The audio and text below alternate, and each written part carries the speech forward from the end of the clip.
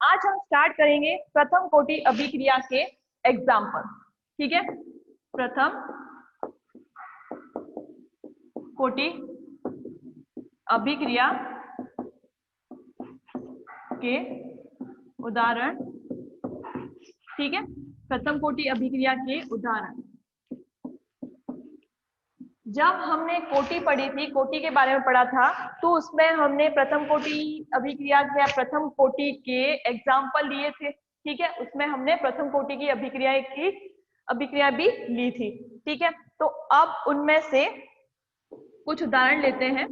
देखिए, जैसे 2N2O5, इसको गर्म करते हैं हम। इसको जब हम गर्म करेंगे,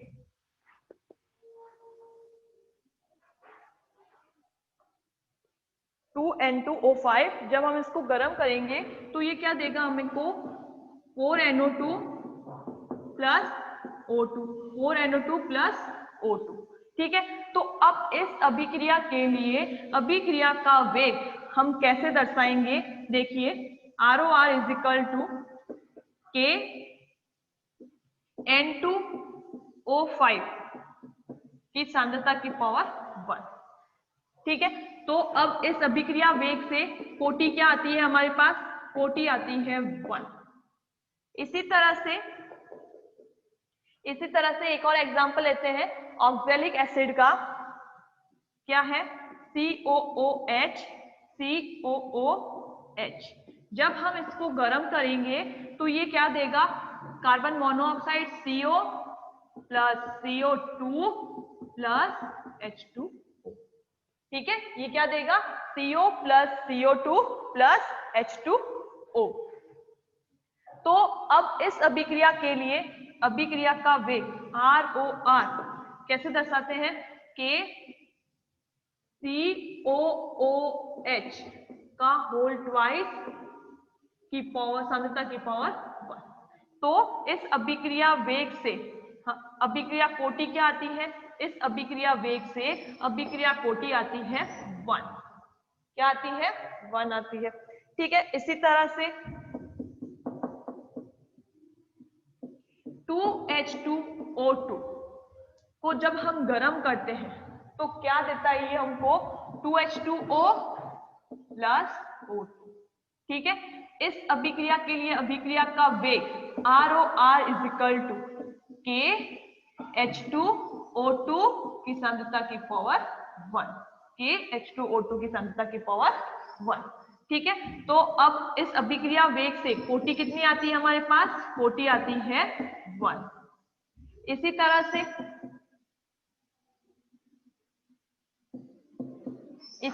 से NH4NO2 को गर्म करने पर क्या देगा ये हमको? 2H2O plus H2, 2H2O plus N2। ठीक है, इस अभिक्रिया के लिए अभिक्रिया का वेग ROR is equal to K NH4NO2। ठीक है, तो कोटि क्या आई? कोटि इज इक्वल टू 1। कोटि इज इक्वल टू 1। इसी तरह से 2-3 और एग्जांपल लेते हैं।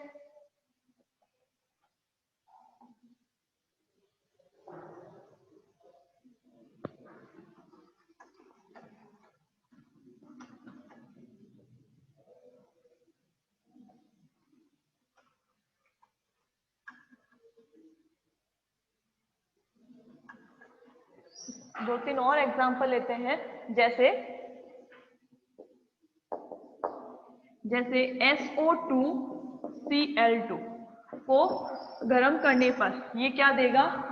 SO2 plus Cl2। ठीक है, इसके लिए अभिक्रिया का वेग ROR is equal to K SO2 Cl2। ठीक है, तो कोटि क्या आई? कोटि आई अपने पास 1। इसी तरह से सभी प्रकृति के रेडियो सक्रिय विघटन क्या होते हैं, प्रथम कोटि अभिक्रिया के होते हैं। सभी प्रकृति के रेडियो सक्रिय विघटन प्रथम कोटि अभिक्रिया के होते हैं। सभी प्रकृति के रेडियो सक्रिय विघटन, सभी प्रकृति के रेडियो सक्रिय विघटन प्रथम कोटि अभिक्रिया के होते हैं। प्रथम कोटि अभिक्रिया के होते हैं। सभी प्रकृति के रेडियो सक्रिय विघटन जो है वो प्रथम कोटि अभिक्रिया के होते हैं। जैसे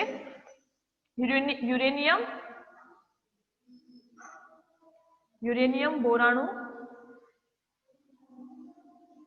235, ठीक है, बोराणु यूरेनियम 235, ठीक है, यूरेनियम बोराणु से 235, ये क्या देगा अपन को, 2 हीलियम 4। इसका रेडियो सक्रिय विघटन करने पर ये क्या बनाता है, 2 हीलियम 4 प्लस 90 थोरियम 231, ठीक है। ये क्या है, एक रेडियो सक्रिय विघटन है। अब हम क्या करेंगे, इस रेडियो सक्रिय विघटन के लिए इसकी बल गतिकी निकालेंगे, जो क्या है, एक प्रथम कोटि की अभिक्रिया है। ये जो रेडियो सक्रिय विघटन है वो प्रथम कोटि की अभिक्रिया है, और इस प्रथम कोटि की अभिक्रिया के लिए हम इसकी बल गतिकी काइनेटिक्स निकालते हैं, ठीक है।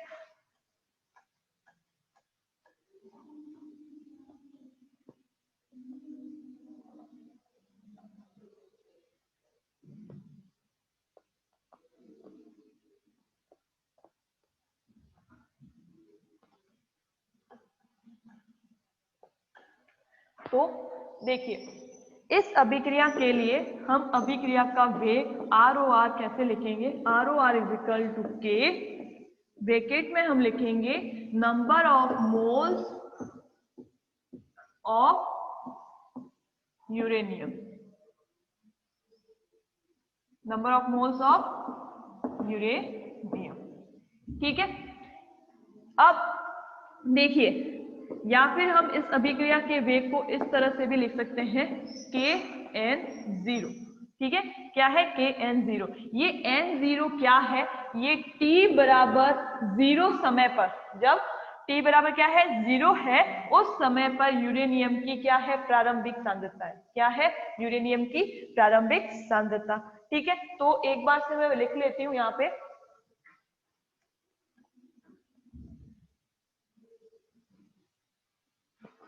कि t बराबर 0 पर यूरेनियम की प्रारंभिक सांद्रता बराबर कितनी है, n0, ठीक है। और t समय पर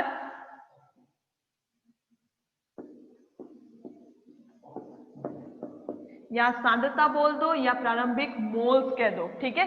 क्या कह दो, प्रारंभिक मोल कह दो या फिर सांद्रता कह दो। तो t बराबर 0 पर यूरेनियम की प्रारंभिक मोल कितने हैं, n0, और t समय पर मोल कितने हैं, n, t समय पर मोल कितने हैं, n। अब तो t समय पर अभिक्रिया का वेग कैसे दर्शाएंगे, t समय पर अभिक्रिया का वेग कैसे दर्शाएंगे। ये तो क्या था, ये था t बराबर 0 पर, जब यूरेनियम के प्रारंभिक मोल कितने थे, n0 थे, उस समय पर t बराबर 0 समय पर अभिक्रिया का वेग है। अब हम निकालेंगे t समय पर अभिक्रिया का वेग क्या है, तो ROR, t समय पर अभिक्रिया का वेग ROR is equal to K, क्या हो जाएगा, t समय पर कितने मोल है यूरेनियम के, nt, तो क्या हो जाएगा, KNT, ठीक है। इसको लगा लेते हैं इक्वेशन नंबर 1, को लगा लिया हमने इक्वेशन नंबर 1। अब यूरेनियम की सांद्रता में परिवर्तन के सापेक्ष अभिक्रिया का वेग कैसे दर्शाएंगे, ये कौन से नियम से है, ये वेग नियम से अभिक्रिया का वेग है, ठीक है। ये किसके द्वारा, किसके अनुसार है, वेग नियम से अभिक्रिया का वेग है। अब क्रिया कारक की सांद्रता के सापेक्ष अभिक्रिया का वेग हम कैसे दर्शाएंगे, क्रिया कारक क्या है, यहाँ पे यूरेनियम है, यूरेनियम की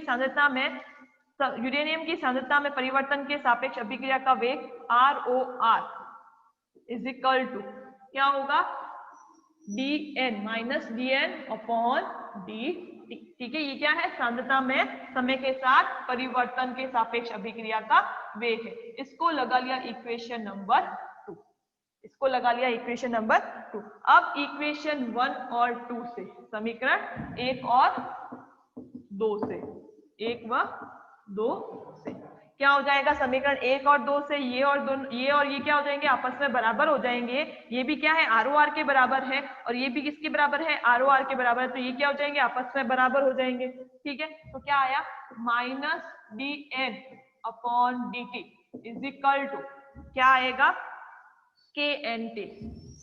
क्या आएगा, knt। इसको लगा लेते हैं इक्वेशन नंबर 3। ठीक है, ये जो इक्वेशन नंबर 3 है ये क्या है, रेडियो सक्रिय विघटन का अवकलित वेग समीकरण है। क्या है, रेडियो सक्रिय विघटन का, रेडियो सक्रिय विघटन का अवकलित वेग समीकरण। ठीक है, ये क्या है, रेडियो सक्रिय विघटन के लिए क्या है, अवकलित वेग समीकरण है। अब रेडियो सक्रिय विघटन के लिए समाकलित वेग समीकरण किस प्रकार का होगा, तो उसे देखते हैं। चलो, रेडियो सक्रिय विघटन के लिए समाकलित वेग समीकरण।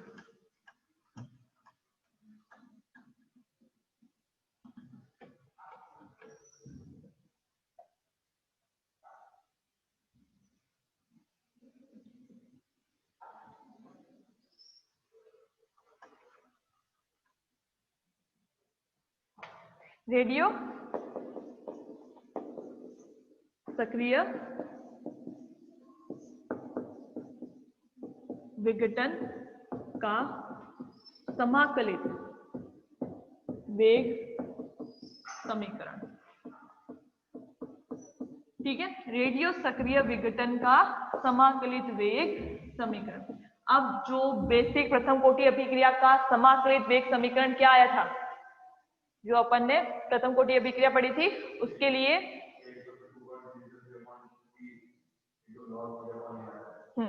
क्या आया था, प्रथम कोटि अभिक्रिया के लिए समाकलित वेग समीकरण क्या था, k is equal to 2.303 upon t log a upon a minus x था। ठीक है, क्या था, a upon a minus x था।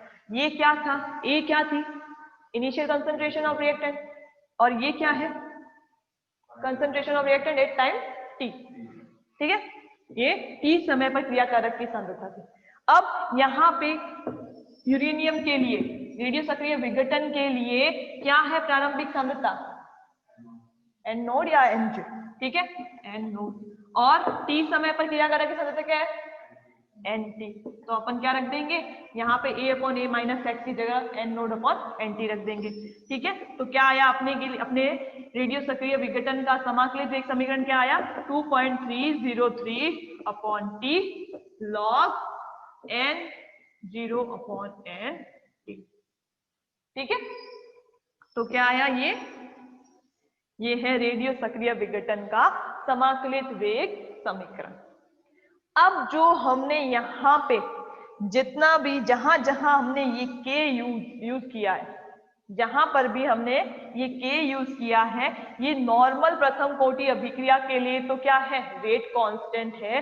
बट यहाँ पे जो हम रेडियो सक्रिय विघटन की बात कर रहे हैं, तो वहां पे इस वेग स्थिरांक को क्या बोलते हैं, इसको बोलते हैं विघटन स्थिरांक या फिर संयांक बोलते हैं। क्या बोलते हैं इसको, विघटन स्थिरांक। इसको k को क्या बोलते हैं, रेडियो सक्रिय विघटन में k को बोलते हैं विघटन स्थिरांक। ठीक है, अभिक्रिया वेग स्थिरांक k रेडियो सक्रिय विघटन हेतु विघटन स्थिरांक या फिर क्या कहलाता है, क्षयांक कहलाता है। ठीक है, और इस क्षयांक को यहाँ पे किससे डिनोट करते हैं, लैम्डा से। k को रेडियो सक्रिय विघटन के लिए किससे डिनोट करते हैं, लैम्डा से डिनोट करते हैं। ठीक है, तो ये क्या हो जाएगा, lambda is equal to 2.303 upon T log n 0 upon n t। ठीक है, तो ये हो गया। अब हम बात करते हैं रेडियो सक्रिय विघटन का अर्ध आयुकाल, हाफ लाइफ ऑफ रेडियो सक्रिय। तो रेडियो सक्रिय विघटन का अर्ध आयुकाल क्या होगा?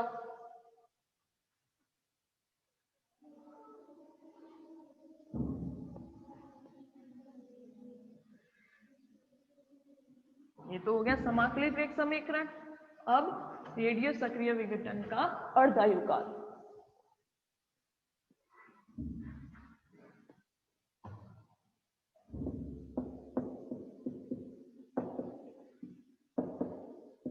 अर्ध आयुकाल क्या होगा? देखिए उसका अर्ध आयुकाल क्या आया था? प्रथम कोटि अभिक्रिया का बेसिक अर्ध आयुकाल क्या था?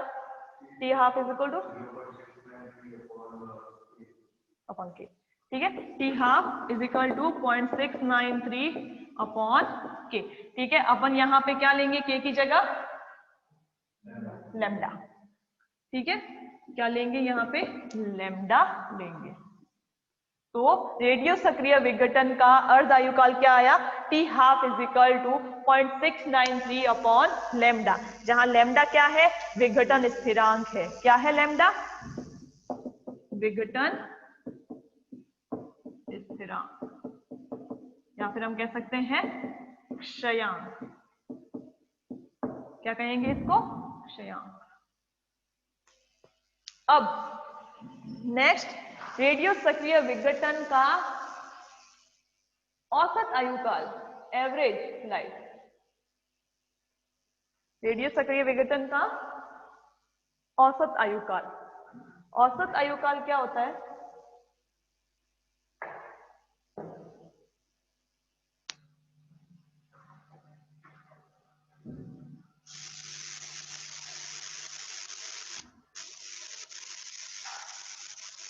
औसत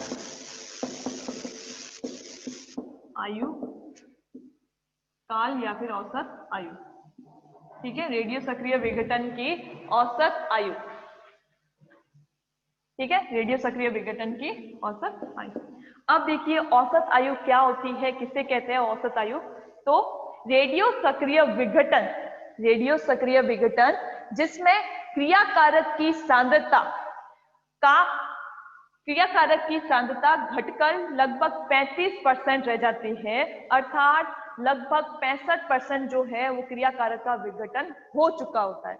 उस समय को क्या बोलते हैं? उस समय को औसत आयु कहते हैं। रेडियो सक्रिय विघटन जिसमें क्रियाकारक की सांद्रता घटकर 35% रह जाती है, अर्थात लगभग 65% विघटन जो हो चुका होता है, उसे क्या कहते हैं? औसत आयु कहते हैं। उस समय को औसत आयु कहते हैं। ठीक है, या फिर हम यूं कह दें, ये जो अपन ने लैम्डा लिया था, ठीक है, विघटन स्थिरांक लैम्डा लिया था, तो विघटन स्थिरांक का व्युत्क्रम क्या कहलाता है? औसत आयु कहलाती है, 1 अपॉन लैम्डा। ठीक है, टी एवरेज जो है वो क्या कहलाएगी? विघटन स्थिरांक का व्युत्क्रम। ठीक है, टी एवरेज जो है वो विघटन स्थिरांक का व्युत्क्रम है।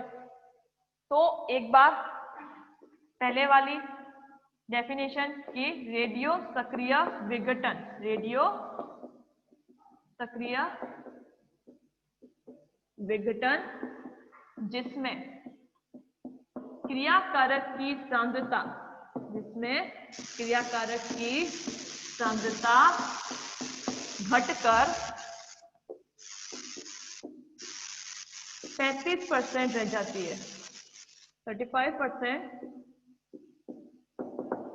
65% रह जाती है, अर्थात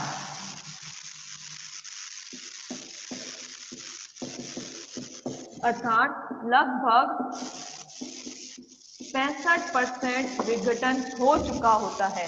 लगभग 65% विघटन हो चुका होता है। उस समय को औसत आयु कहते हैं। उस समय को औसत आयु कहते हैं।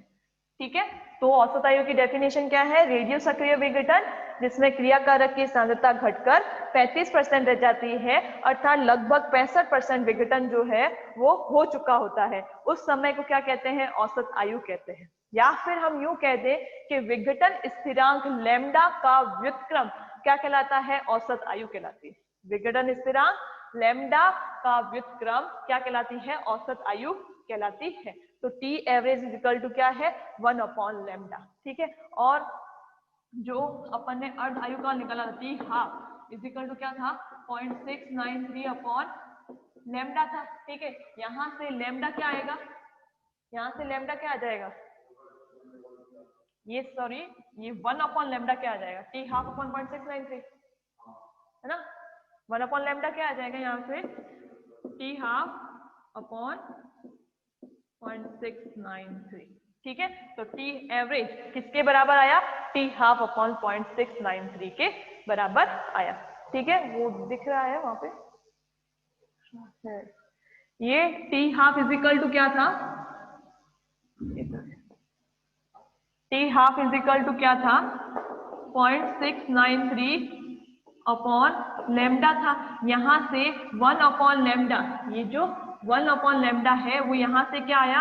1/लैम्डा इज इक्वल टू क्या हो जाएगा? T half upon 0.693। ठीक है, तो T average is equal to क्या आया? 1/लैम्डा is equal to t half upon 0.693। अब इसको हम इस तरह से भी लिख सकते हैं,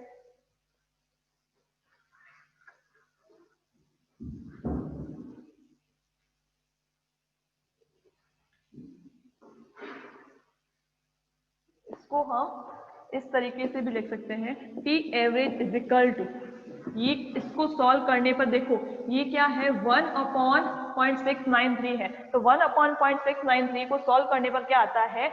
1.4425। 1.4425 इंटू क्या हो जाएगा? T half.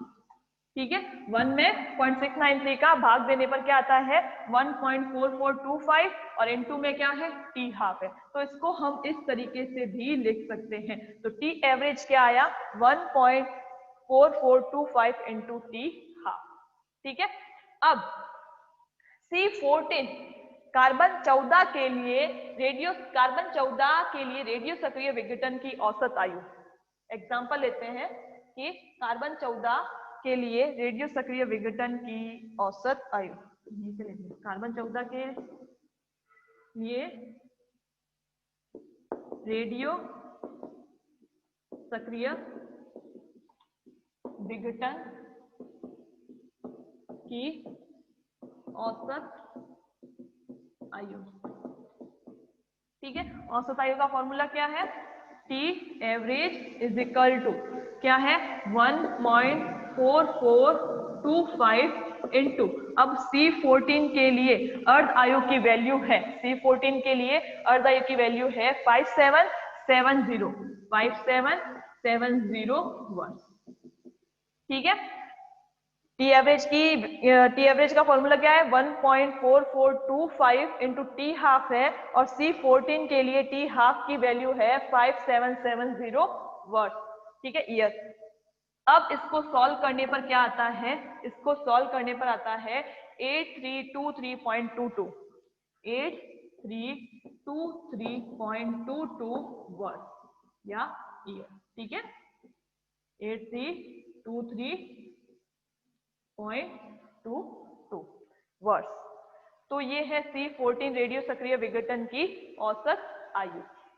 फिर अपने ये यहाँ पे कंप्लीट होता है रेडियो सक्रिय विघटन के लिए अपन ने अवकलित वेग समीकरण निकाला, फिर अपन ने समाकलित वेग समीकरण निकाला, फिर अपन ने इसकी रेडियो सक्रिय विघटन का अर्ध आयु काल निकाला, और ये क्या था लास्ट में? औसत आयु। ठीक है, एवरेज लाइफ। तो अब यहाँ पे क्या होता है? रेडियो सक्रिय विघटन यहाँ पे कंप्लीट होता है। फिर हम देखेंगे, अपना नेक्स्ट टॉपिक है कि प्रथम कोटि अभिक्रिया के निश्चित मात्रा विघटन और समय में संबंध। प्रथम कोटि अभिक्रिया के निश्चित मात्रा विघटन और समय में संबंध, वो हम नेक्स्ट क्लास में करेंगे। जी सर।